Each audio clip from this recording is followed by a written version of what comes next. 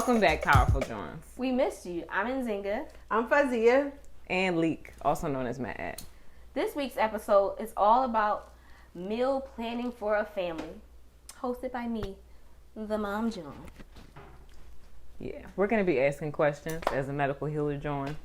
Now I'm going to answer, and I'm going to be asking questions as the artsy fartsy Jawn. All right, so to get things started in our usual Lotus Jawns way, we usually power this thing up with an affirmation. Yes. You guys ready? Yeah, I'm All ready. right. We're ready. I can be organized. The food I feed my family nourishes and unites us. I am a powerful Jawn. All right, ladies.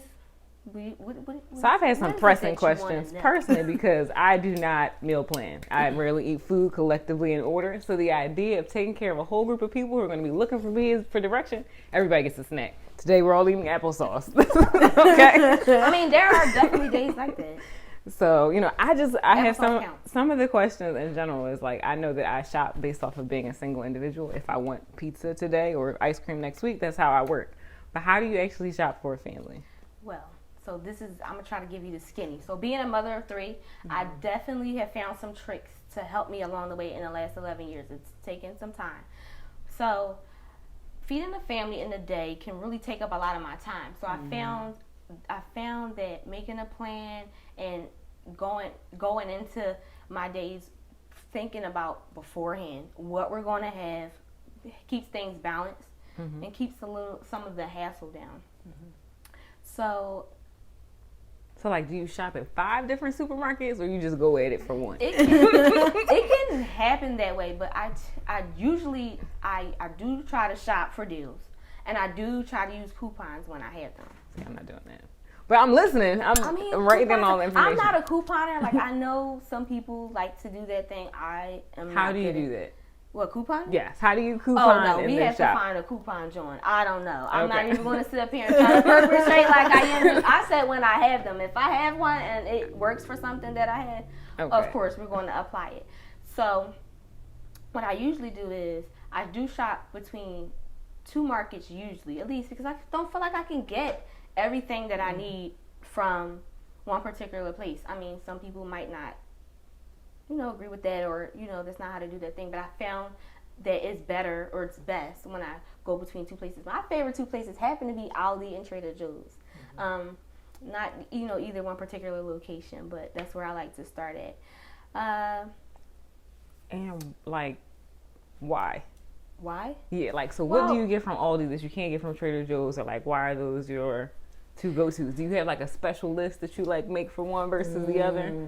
Like, how's this thing go? Not necessarily. So basically, in my family, I start off with a meal plan. And whatever I need to make for the meals that week, be it breakfast, lunch, dinner, the snacks in between, I make up the meal plan and I look at the type of items I need. If it's a specialty item and I know that Aldi is not going to carry it, like, they have lots of great things, but sometimes I need nutritional yeast.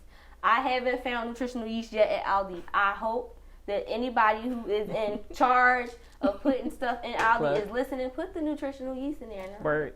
But, like, I'll try to get those specialty items from Trader Joe's if Aldi doesn't carry them. But that's generally what, drives me to go either here or there. Based on the meal plan. Yep. So, and I think that, all right, so once I get my meal plan together, I usually have a budget. So I was just going to ask, how do you budget? How do I budget? Yeah. So I want to say I'm not even that great at budgeting, but I have a set amount of money that I'm willing to spend per week on food. Now, I usually go shopping every week, but there are times where I'll try to do at least 2 weeks of shopping at once. So I set the budget, and I feel like that's going to change, and it's going to shift. It's going to vary between families. Like, I have 3 children, I have a husband, so that's 5 of us. I know it's 2 adults and 3 children that I have to have enough, my hoard has to be able to feed them for the entire week. So how do you come up with that number though? How do I come up with that number? I mean, it took some time. It took some playing with it. I think for the first couple of times when I was actually trying to figure out what the number was going to be set in the budget, I made up a list and I went shopping at least like 2 weeks. And after that, I realized, all right, this is around the number I need to. What's that number? Why you want to know my magic number? Know. Well, I know. What's that number? So we usually do about $200 a week for all of our food. I'll be eating. Well, I mean, house. Yeah, they can knock some stuff back. My husband spends a little extra money on, I think, his food that he buys when he's out at work, but we try to like keep that to a minimum too. We do have an order out day. It's Friday. Every Friday we get to order out. And we even try to keep that within a safe range. That's a really good idea. Because sometimes, like, if you get lazy and you're like, oh, let's just order out. But I feel like if you have a specific day, you know you can't order out the rest of the week. And that was Smart. part of the reason why we did it. Yeah, I don't have those limitations on myself. No, I mean, but I need those limitations on myself. That's how we stick to the budget, because like you said, you'll get in this rut and I'm like, you know, Uber Eats is sending me coupons. It's a notification on my phone. Oh, you get 15% off. I'm like, I should do it. So I try to stick with the budget, and putting that in there didn't make it feel like it was totally off limits. So I set that number, and every week when I go to the market to get whatever it is that's on the list, it safeguards me from buying those unnecessary items. Aldi has that cute little fun stuff aisle section, and I'm just like, I go through there, but I have a budget, and I try not to. I just glide through, but I feel like setting a budget. Put your blinders on. Just don't even. I mean, I just look like that left to right, keep going, but I feel like setting that budget safeguards me from going overboard. Some things you just don't need, like you just don't. Another question. It might be off the cuff. So with that $200 magical dollars that you're spending per week, how many meals does that equate? Meals, snacks, etc. Like, how does that really work? So I'm glad you asked. Because I just buy the food and then it's like you just go through whatever you want. So what I realized is, before I started this, if I did just blindly shop like that and just let everybody have at it, the food seemed like it was gone by Tuesday. If I shop on a Sunday, that's good snacks. You know, some things we dig more than others at my house. So those little fruit snack packs, Cracker Jawns, cookie bags, some applesauce. Yeah. So in my budget, I had that number would cover like 3 dinners, 3 lunches, 3 breakfasts, and like at least 2 to 3 snacks per day. You know, something that'll keep you guys keep like my family energized, something that they enjoy. But I do try to make sure I have. Like, that budget covers all of those things. Now, sometimes, you know, you might be feeling a little extra that day. You might want an extra snack. But at least if I have all of those things covered, I know the day will run a little smoother. Smart. We try to, we're pretty active family, so, yep. I hope that answers your question. I hope that was helpful. Anybody I have a question. I'm ready. All right. So if you say you get like 3 meals out of the day. Yeah, 3 meals for every meal. For every meal. Okay. So per week, not every day. You know what I mean? Like, I get what you're saying. But how do you prepare 3 meals in one day? Like, I find that, and it's me, it's just me and my husband, and I wind up just cooking one meal. That's what you could get out of me. And, like, maybe a bagel. With some hummus. We know you. You know, like, I'm like, how do you make kale. 3 whole meals for a family every day? So, with that in mind, it all goes back to the planning. So, I have my meal plans for the week. That kind of takes some of the guesswork out of it. Like, if I had to get up in the morning and think about whatever it was that I threw in the cart on Sunday, on Wednesday, and how I was going to combine that to make it into something recognizable, enjoyable, that everybody was going to eat, it would probably be a shit show, for real. Yeah. So I get up in the morning. We don't post like what our meals are going to be for the day, but I will mention it like to my children. And, you know, this is what we're going to have for breakfast. Honestly, breakfast is probably the only time I'm most flexible in my house, because if we have those 3 meal options for the week, let's say it's French toast and fruit, or it's yogurt parfaits and muffins, or whatever it is, I'll ask them which one they want, and they're usually like quick and easy things to prepare anyway. Right, yeah. So we'll start the day off like that, but I already know what lunch is going to be because it's on my meal plan. I already know what dinner is going to be. So it takes some of the guesswork out of it. I'm not thinking about what dinner is when dinner has to be on the table, because Little people get cranky. I lose my patience trying to be a good mom. So that's how we keep things leveled. Yeah. Now, when you're making meals, say you got to make meals on a go, how do we do that? How do you do that? So, you know what? That still gets to be tricky sometimes. So I'm still trying to really fine tune that. But we will use leftovers from dinners. So we will use leftovers. And I found that, so I used to pack my children's lunches every day. My oldest son got his lunch packed every day for at least 2 years for school. Wow. Go mom. That was challenging. I learned a lot along the way. And even my middle son packed lunch for school for a long time. Mm-hmm. He has some allergies and stuff, so we'll get into that too. Like picky eaters and whatever else. Yeah, that's my next question, because I don't like leftovers. But we will pack leftovers. Even so, if we do have meals in the go, I even plan for that. Usually, so it's summertime now. We're trying to we can't really go too many places, but we're trying to. It's so COVID, yo. But we're COVID. We've been trying to enjoy different nature spaces. So I even try to take that into account. So if the meal that's in the meal plan for that day has to go out, I have to, the day before, I try to prep myself for it. If it's something that's going to be cold, do I have enough ice or ice packs to keep it cool? Mm-hmm. And have it pre-packaged and ready to go into a lunch bag. We have lunch bags. Right. We have ice packs. We have thermoses. They were really good at helping keep my children's meals warm. Like if I sent pasta, then I know that. So, I know I can keep it warm for a while. Because children don't have access to, usually a microwave or a refrigerator at school or wherever they are. So you just want to make sure that it's either chilled down for the appropriate amount of time that it needs to be by, aiding that through icing it down or keeping it warm with a thermos. Now, we do use thermos brand things. There have been other things that we picked up from Walmart or wherever.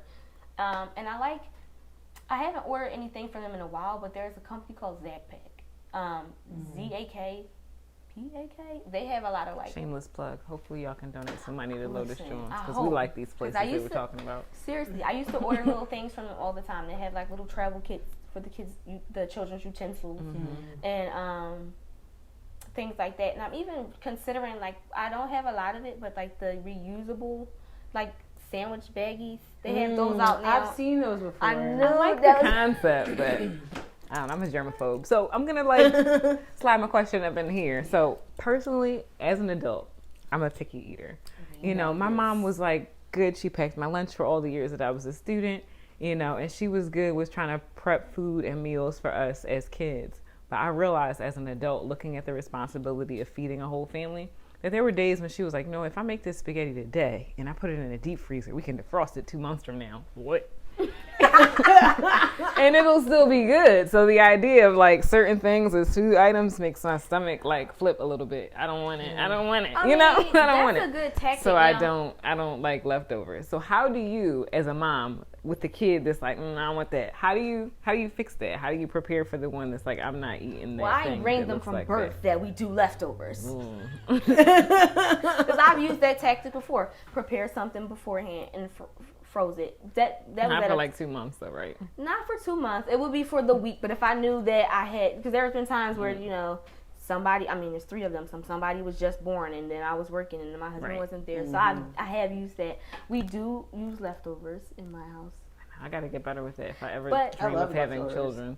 But picky eaters are there, and I live with 2 picky eaters. Y'all know, I live with 2 picky eaters, and one of the picky eaters actually had egg allergy. He outgrew it, and he also has other skin issues and things like that. So I have that and gut issues that he has. I have to make sure that he's eating well enough to keep everything flowing and glowing. Okay.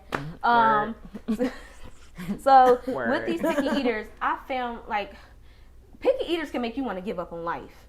For real. I don't know what you eat. There's been times where I feel the only thing my picky eater ate was oatmeal. After talking to choice. It's a good choice, but specifically it's hearty. Maple brown sugar. No other type, just that one kind. So talking just talking to other moms and doing it for a while, I realized that if I gave him oatmeal for breakfast, lunch, and dinner, he wouldn't die. Don't freak out. I know we want our families to have balanced meals and try new things, but sometimes it's more stress to try to get them to do something that they're adverse to. I get it. Yeah, so we tried that for a while. Just give them what they give will them what eat, they want until they're tired of it, and then they'll move on to something else, and it actually works. Another thing that I tried, because one of the picky eaters is not a child, which makes it even harder. Okay, so with that particular type of picky eater, what I found was trying to remix or jazz up the things that they will always eat with something different, usually with their input, like a different seasoning, not a million of them at a time, maybe just one different seasoning or a different sauce or something, like, let's ease our way, and it's kind of help. It took 16 years, but after 16 years of trying this, it started to pay off a little bit. Go ahead, Mom. Okay, my picky eater, my non-child picky eater, my adult picky eater now eats more than 2 vegetables. So it does. Look at you. You did that. Recently. Go ahead, Powerful Jawns. I'm trying. Recently, I had a friend she has a son who is a picky eater as well. And we were in conversation on the phone, and it was definitely things on his plate that he eats. I know he eats them. She knows he eats them. Mm-hmm. He ate it yesterday and loved it. It was amazing. I hear him scream, I don't want it. Well, you had it yesterday and you loved it, but I don't want it. She said, close your eyes and try it. I'm like, you know what? That's true. Like, it might actually work. I listened and she's like, it worked. It tried. So I was like, I need to pass it down the lane. Need to pass that on. So sometimes it's just looking at things and, like you can, like you said, it was from 2 months ago and it's been defrosted and now it's on your plate. So next time you need to close your eyes.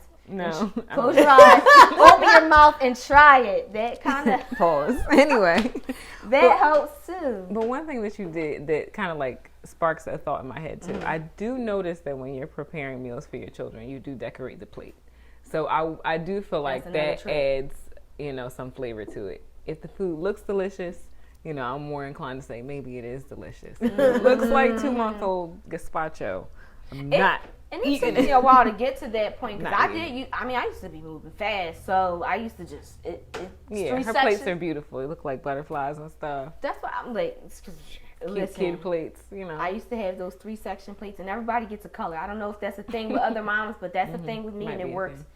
You get green, you get blue, and you get red. So you already know where you're going, where you're sitting, and why your portion looks different from his. Don't ask any questions. But I used to just kind of throw it on a plate because I needed it in. But then I realized, especially with my middle son, he would be the one. What's this? It's pasta, but why is it? What? Okay, I'll wipe the rims off. Now eat it. Like, what? But I found that, like you said, giving the plating some thought helps. Not nothing too crazy. Like if I'm making fish or whatever, like whatever's the main staple, I'll put that in the middle and just drizzle the rice along the side and add the fruits around it. And they're like, "Oh, this is amazing." I'm like, "Do nothing," but it gets the job done. Yeah. That was another trick for picky eaters. Thanks for reminding me about that. No problem. I think I might have been skipping that lately. Yep. So we talked about the budgeting. We talked about the shopping, the coupons, even though there was mention of only one. I don't have many coupons.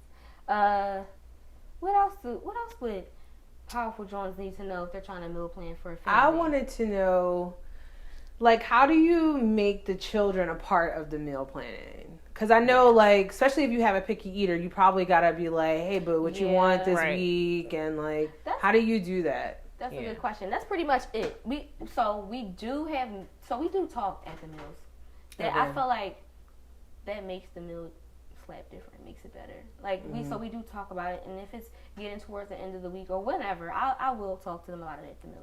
Oh well, I'm going to be meal planning. What is it? What are some things you think that you want to have next week? Some of the things, I don't know what culinary school they thought I was enrolled at any point in time. I'm like, okay, we can try it. I'll look it up. What you say it was on Pinterest, YouTube, or whatever, and we will try to do different things. I do ask them what they like. My family really loves having breakfast for dinner. So we'll try to do breakfast for dinner one day a week. It's usually Thursday. Because by Thursday, I'm done. Yeah. It's easy. Breakfast is easy for me to make, so whatever. But we'll talk about it. I will ask them what type of things they want in it. Like, even, it's like, sometimes you can have different variations of whatever it is that they request. Yeah. So I just pretty much making them a part of the conversation. And sometimes I even ask to help. They might not be involved in making the whole entire meal, but they might be involved in certain parts of it, like putting the rice in the rice cooker. Don't trust me. I'm not cooking any rice on the stove. I personally like to see my rice cooking as it goes. I just got a rice cooker. It changed my life. I can't get with it. I need to see it boil on the stove. Otherwise, I don't know if it's real. It's the same. What kind of witchcraft is this? Don't listen to her. That rice cooker saves lives. One day. I'm telling you, hearing that pop on the rice cooker and knowing it's perfect. I can't get with it. I need to see it boil. We're going to have to get her a I rice. suck at cooking rice. I've sucked at cooking rice for years. And like that rice cooker. I love cooking rice. There's so many different kinds. But I have one more question. Okay. I guess this is a flashback to my past. So this kind of goes back a little bit too with how like you meal plan or shop, etc.